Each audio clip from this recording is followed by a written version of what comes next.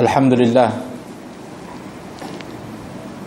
Alhamdulillah bi ni'matihi tatimmus salihat, wassalatu wassalamu ala sayyidina Muhammadin sahibul mu'jizat wa ala alihi wa sahbihi ulil fadli wa darajat. Allahumma salli wa sallim wa barik wa karrim ala sayyidina Muhammadin al-fatihi lima ughliq wal khatimi lima sabaq ناصر الحق بالحق والهادي إلى صراطك المستقيم وعلى آله وصحبه حق قدره ومقداره العظيم أما بعد فنوينا تعلم وتعليم وتذكر وتذكير ونفع والانتفاع والإفادة والاستفادة والحث على التمسك بكتاب الله وسنة رسوله صلى الله عليه وسلم ودعاء إلى الهدى ودلالة على الخير ابتغاء وجه الله مرضاته وقربه وثوابه سبحانه وتعالى آمين اللهم آمين. Kita mulakan insya-Allah bacaan daripada daras ataupun kitab yang kita dipilih untuk membacanya, iaitu kitab Syama'il Al-Muhammadiyah yang disusun oleh Al-Imam Tirmidzi. Dengan kita berdoa kepada Allah, mudah-mudahan dengan kita membaca kitab ini Allah Subhanahu wa taala mendekatkan kita dengan Nabi sallallahu alaihi wasallam dan menjuburkan cinta kita kepada baginda Rasulullah sallallahu alaihi wasallam, sehingga akan turut subur sunnah baginda Rasulullah dan akhlaknya di dalam diri kita, di dalam keluarga kita, kepada anak-anak kita, jiran tetangga kita, masyarakat kita, umat Islam seluruhnya. Dan mudah-mudahan Allah Subhanahu wa taala sebagaimana mengurniakan cinta ini, Allah Subhanahu wa taala akan mengumpulkan kita dengan baginda Rasulullah nanti pada hari akhirat kelak. Wa ala mana wa aslafana salih wa kulli niyatin salihah jami'a fi dunya wal akhirah wa ila hadratin Nabi Muhammadin sallallahu alaihi wasallam. Al-Fatihah. A'udzu billahi minasyaitonir rajim. Bismillahirrahmanirrahim. Alhamdulillahi rabbil alamin, arrahmanir rahim, maliki yaumiddin. إياك نعبد وإياك نستعين اهدنا الصراط المستقيم صراط الذين أنعمت عليهم غير المغضوب عليهم ولا الضالين آمين.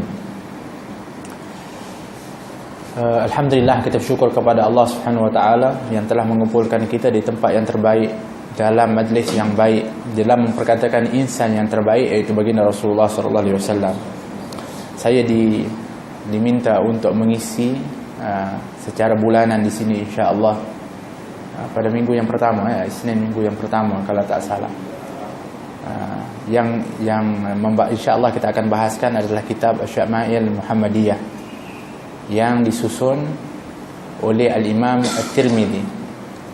Dan satu kitab yang masyhur yang kita juga akan dengar, dan ianya adalah merupakan kitab yang menjadi rujukan utama di dalam perihal memperkatakan tentang akhlak, tentang rupa paras baginda Rasulullah SAW. Maka kitab ini adalah kitab yang paling utama, dan Al-Imam At-Tirmidzi termasuk di kalangan para salaf kerana lahirnya pada tahun 209 Hijriah beliau, dan beliau juga adalah merupakan muridnya Al-Imam Al-Bukhari. Baik, ala kulli hal, seperti mana yang kita juga dididik oleh para ulama kita,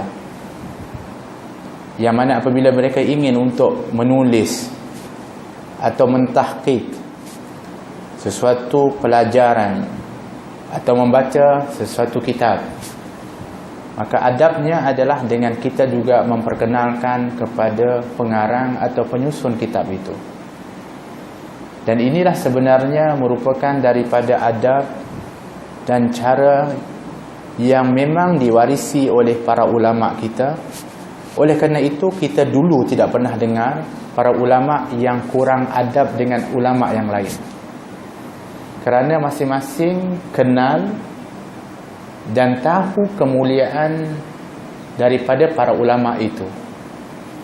Minta maaf, kenapa hari ini adanya orang-orang yang mudah-mudah kurang adab atau kurang hajar kepada para ulama, kerana kurangnya pengetahuan, kurangnya pengenalan kepada para ulama itu sendiri.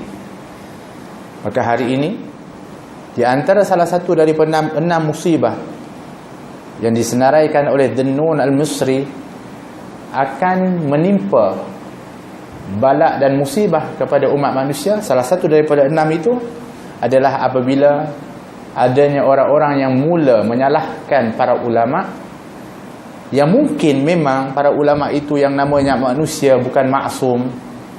Adanya di sana mungkin kesilapan. Tapi kesilapan mereka itu sangat jarang dan sangat sedikit. Tetapi itulah yang ditonjolkan sehingga melupakan kebaikan-kebaikan dan kelebihan-kelebihan yang lain.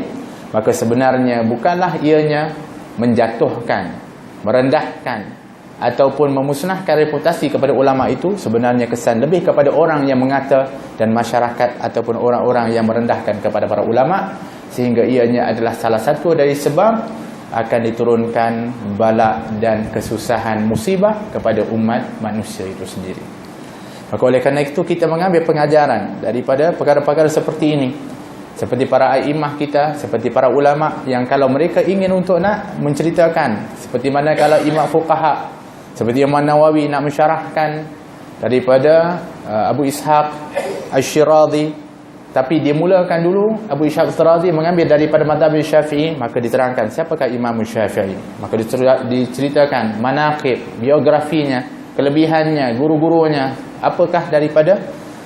Kemudian dicerita pula kepada Abu Ishaq Asy-Syirazi, siapakah dia, setelah itu baru disyarahkan dan sebagainya. Subhanallah. Sehingga orang-orang yang belajar setelah itu maka akan mengenal bukan kepada yang mensyarahkan, tetapi yang disyarahkan, bahkan sumbernya dikenali.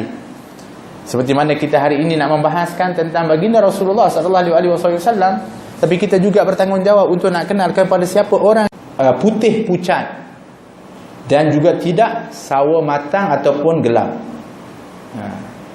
Nabi ini kulitnya disebutkan adalah azharul laun dalam riwayat yang lain. Azharul laun iaitu putih bercahaya. Nanti kita tengok dalam riwayat nanti disebutkan putih kemerahan. Tapi para ulama bersepakat sebenarnya warna kulit Nabi putih bercahaya.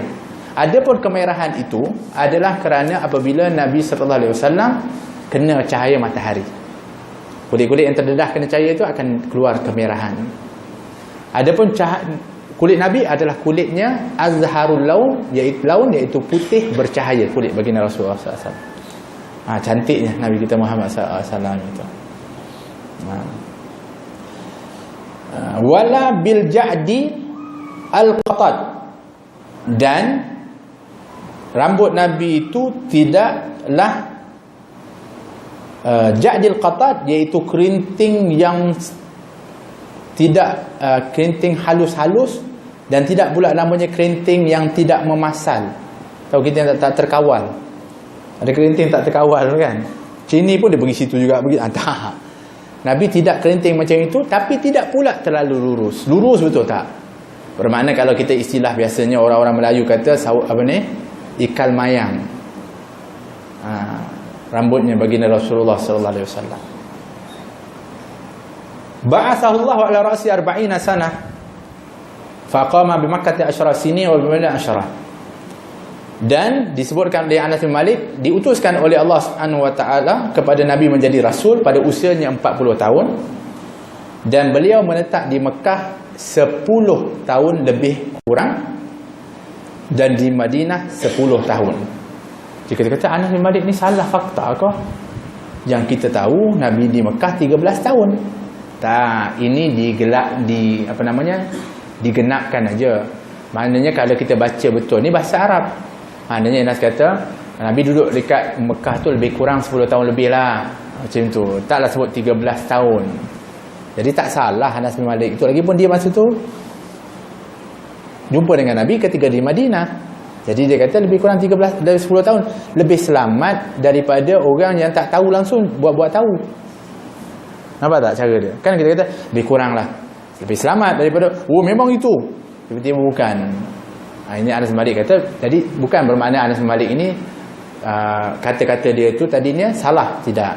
Bermakna lebih kurang 10 tahun lebih di Mekah, iaitu yang kita tahu setelah dihitung di dalam sirah Nabi, iaitu 13 tahun di Mekah dan 10 tahun di Madinah, dan telah pun diwafatkan oleh Allah Subhanahu Wa Taala ketika umurnya 60 tahun lebih kurang. Hanya macam tu juga.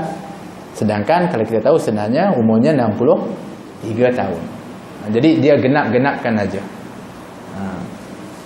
Walaysa fi ra'sihi wa lihyatihi 20 sya'ratan bayda.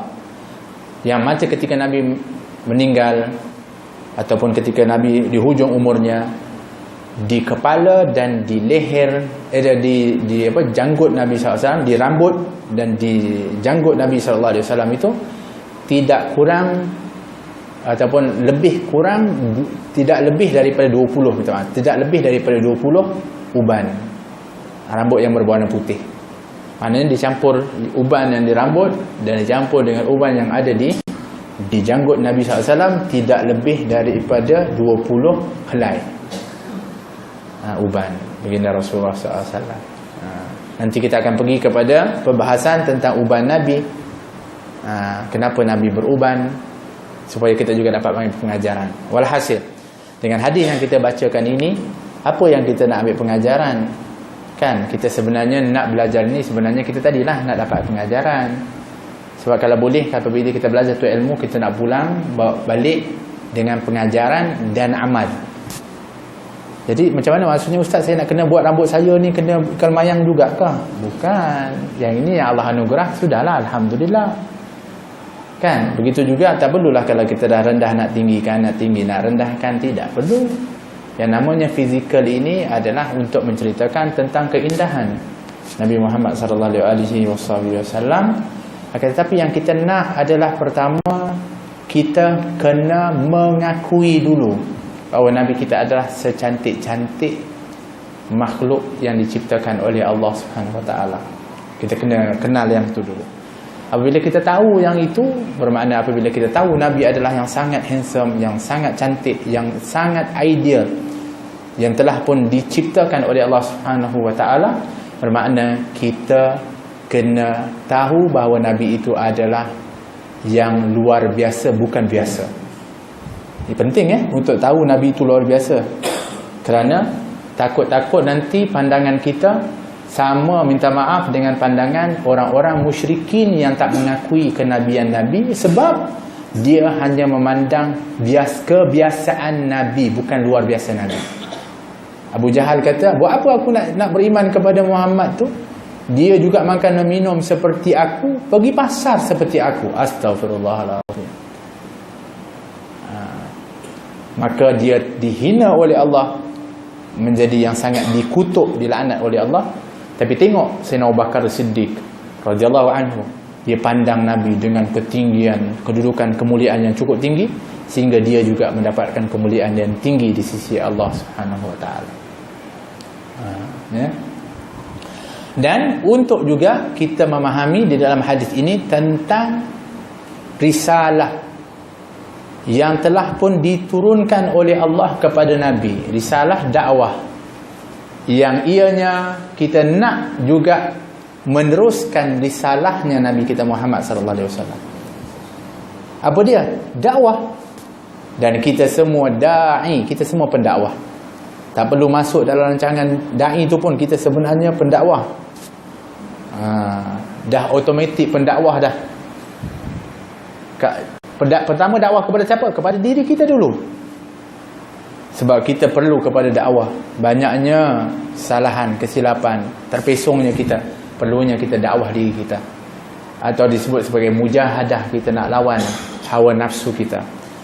Kemudian kita semua ada tanggungjawab. Betul? Kalau kita ayah, kepada anak. Kalau kita suami, kepada isteri. Kalau kita ibu, kepada anak. Kalau kita anak, kepada masyarakat, kepada ibu dan ayah. Semua kita ada tanggungjawab. Kalau kita bekerja, dengan pekerja, dengan bos, dengan semua. Tak ada orang yang terlepas sikit pun. Kalaupun tak masuk dalam seorang petani, mungkin dia peniaga. Kalau tak peniaga, sebagai pekerja-pekerja biasa. Kalau tidak, semua kita ada di sana yang kita dipertanggungjawabkan oleh Allah Subhanahu Wa Taala kepada kita. Maka kita semuanya adalah kita adalah dai, iaitu orang yang berdakwah. Maka apabila menyebut tentang risalah baginda Rasulullah sallallahu alaihi wasallam yang diutuskan oleh Allah sebagai rasul, maka di sana kita kena faham Nabi sallallahu alaihi wasallam diutuskan oleh Allah Subhanahu Wa Taala untuk nak menyampaikan risalah. Maka kita bertanggungjawab juga untuk menyampaikan risalah ini. Di antaranya dengan apa? Dengan kita mengamalkan apa yang diturunkan kepada Nabi di dalam diri kita, supaya dengan itu kita menjadi satu contoh ataupun dinampakkan kita benar-benar mengambil dan memandang tinggi tentang risalah yang telah diutuskan oleh Allah kepada baginda Rasulullah sallallahu alaihi wasallam. Jadi mudah-mudahan dengan apa yang kita baca ini, mengenal sebut sedikit dan mukadimah daripada apa yang kita bacakan ini, sudah ada keinginan kita untuk apa? Untuk kita mencintai kepada Nabi Muhammad sallallahu alaihi wasallam. Kemudian kita ingin, mudah-mudahan kita ingin lagi nak kenal kepada Nabi, sehingga kita betul-betul rasa siapa baginda Rasulullah, nak kenal kepada Nabi sallallahu alaihi wasallam. Sebab hari ini tempat-tempat pengenalan itu, tempat-tempat hari ini yang diceritakan tentang kelebihan-kelebihan, minta maaf, diduduki oleh orang-orang yang bukan-bukan. Hari ini dalam, minta maaf, dalam dokumentari, kadang-kadang yang dikenalkan kepada kita bukan hanya kepada orang-orang yang ada jasa dalam ilmu, bukan saja ada orang-orang berjasa tentang dalam negara dan sebagainya. Bahkan kadang-kadang pencuri pun diceritakan, orang yang zalim pun, Nazi pun diceritakan tentang sejarah-sejarah yang buruk-buruk juga diceritakan, profil-profil tertentu dinaikkan. Apalagi hari ini artis-artis juga ditonjolkan, diceritakan profilnya. Begitu akhirnya kita hari ini tak tahu yang mana sepatutnya. Maka sudah tentulah yang patut menepati kepada diri seorang muslim itu adalah tentang Nabi kita Muhammad sallallahu alaihi wasallam. Hadirin hadirat rahmati Allah, minta maaf kalau terlalu panjang. Mungkin insya-Allah kalau kita ada kesempatan, kita lagi insya-Allah kita akan sambung pada bulan hadapan. Fadhal.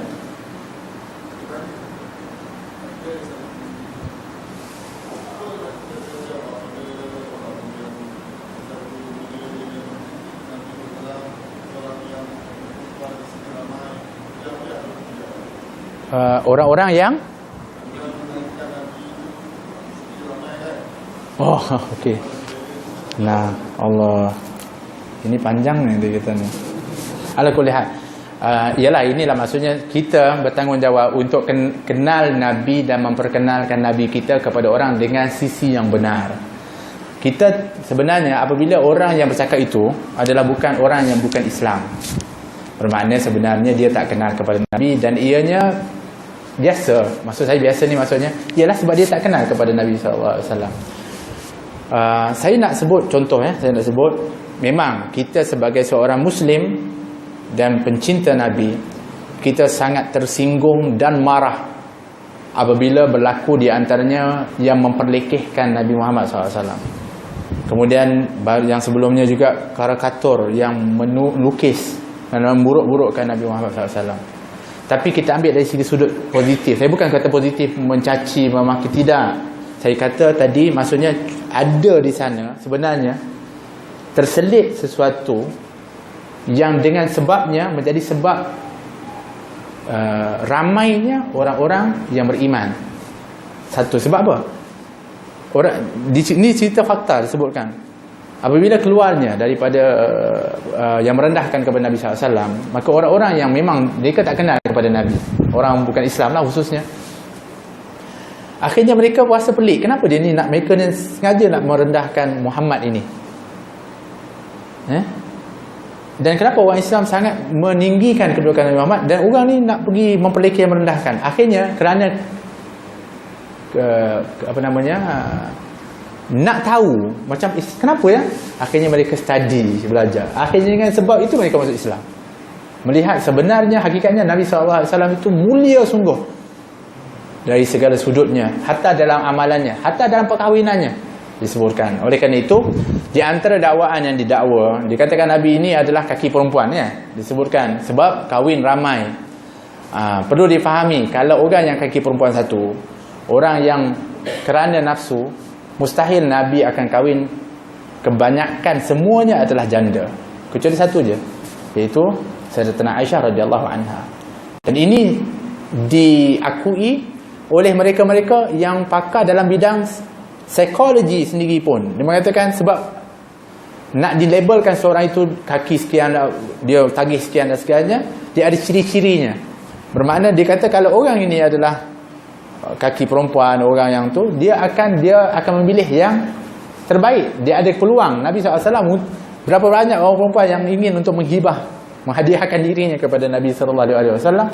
Tapi semua yang Nabi kahwini itu ada di sana adalah melalui wahyunya Allah Subhanahu Wa Taala, dan ada hikmah-hikmah dan sebab-sebab yang cukup besar yang diambil oleh baginda Rasulullah SAW. Kalau nak ceritakan satu persatu, kita kena cerita tentang isteri Nabi. Kenapa Nabi kahwin contohnya dengan Sofiyah, iaitu anak seorang daripada ketua orang Yahudi.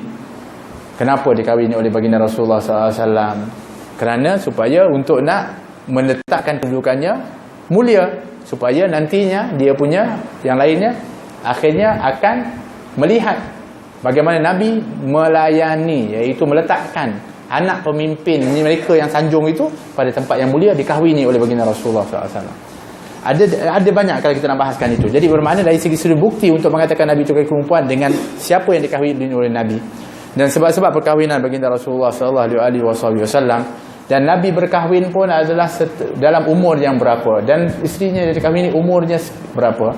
Ini semua sudah pun dibahaskan, dan banyak sudah mendiamkan daripada orang-orang yang mendakwa demikian. Tetapi bagaimana kita nak menutup kepada orang-orang yang membenci, dan orang-orang yang kadang-kadang dia sengaja nak menyakitkan hati, sengaja untuk nak tidak menerima fakta dan sebagainya. Ada kalanya kita tak boleh untuk nak, kita boleh jawab, tapi kita tak boleh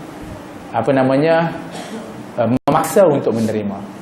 Kita tak boleh nak paksa orang tu terima juga fakta yang kita berikan. Sebab ada orang dia tak, walau benar pun dia tak nak terima. Itu dia panggil orang yang keras kepala, orang yang degil, orang yang jahil. Maka yang ini kita tak boleh ubat dah. Lepas tu Imam Syafi'i kata, kalau aku berdebat dengan orang yang alim, aku boleh menang. Tapi kalau aku berdebat dengan orang jahil, aku mengaku kalah.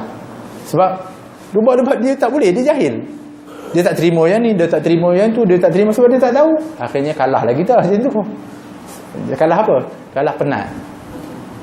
Jadi macam itulah. Tapi maknanya kita, nanti insya-Allah kita akan perhaluskan lagi nanti insya-Allah apabila kita sebut beberapa perawi di antara Sayyidatina Aisyah radhiyallahu anha, bagaimana kehidupan keluarganya Nabi sallallahu alaihi wasallam, yang baginda Rasulullah melayani kepada isteri-isterinya dengan adil, dengan kasih sayang, dan meletakkan orang perempuan itu dalam kedudukan yang cukup mulia, diletak oleh Islam. Itu sudah menunjukkan betapa Islam itu agama yang cukup mulia.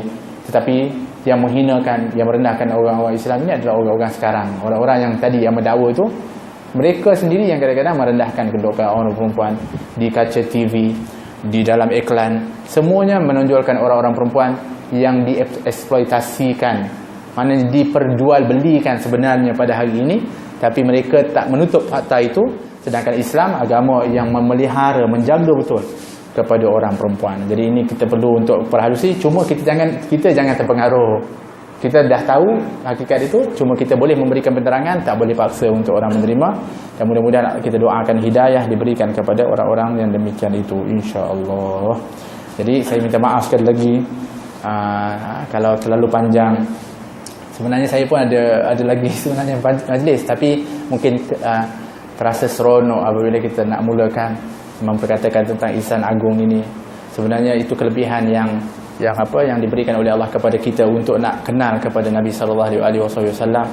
Jadi saya ingin untuk kita sama-sama menikmati insya-Allah, walaupun yang menerangkannya taklah pandai sangat, tapi kerana yang diterangkan itu berdasarkan kepada riwayat dan hadis Nabi sallallahu alaihi wasallam, maka ianya adalah bersumber dari sumber yang benar. Mudah-mudahan kita diberikan oleh Allah Subhanahu wa taala kesuburan cinta kepada Allah dan kepada baginda Rasulullah sallallahu alaihi wasallam, dan dengan berkatnya Allah Subhanahu wa taala meridai kepada kita, dan diberikan oleh Allah Subhanahu wa taala kekukuhan iman dan peningkatan takwa oleh Allah Subhanahu wa taala. Dan mudah-mudahan dengan cinta ini Allah akan bersamakan kita dengan baginda Rasulullah sallallahu alaihi wasallam di dunia dan di akhirat. Amin Allahumma amin. Allahumma hadina bihudak waj'alna mimman yusari'u fi ridak wa la tuwallina waliyan siwak wa la taj'alna mimman khalafa amraka wa 'asaka. Hasbunallahu wa ni'mal wakeel. Wala haula wala quwwata illa billahil aliyyil azim. Rabbana atina fid dunya hasanah wa fil akhirati hasanah wa qina adzaban nar. Wassallallahu ala sayyidina Muhammad wa ala alihi washabbihi wasallam. Walhamdulillahi rabbil alamin. Mungkin sebab saya ni pun masih kita panggil bertatih untuk nak beramal dan nak buat khususnya sunnah Nabi. Saya ingin, sebab kita ni jumpa sebulan sekali, ingin nak selitkan daripada pelajaran kita ini dengan amalan.